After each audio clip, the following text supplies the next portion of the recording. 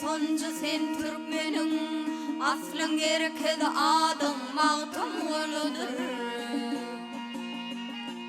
Pehmin bilen yol yürülgü mektebin atan Devlet Mehmet Qarımoğlu'dur.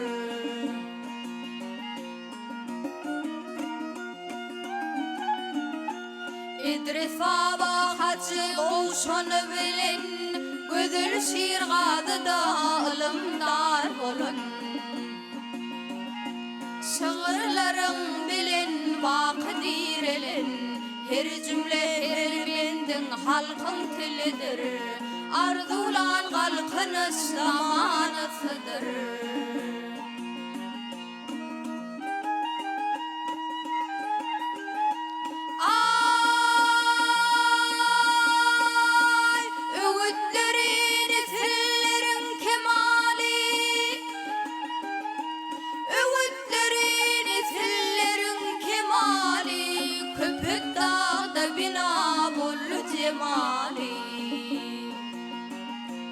Şığriyetin büyük âli cenâbi arzulan kalkınış zamanısıdır.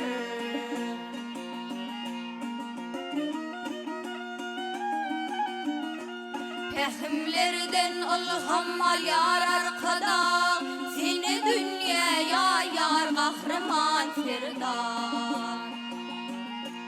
Bir sıfra cemlenin ilin bağıtıyar asuda parlayan Türkmen ruhundur.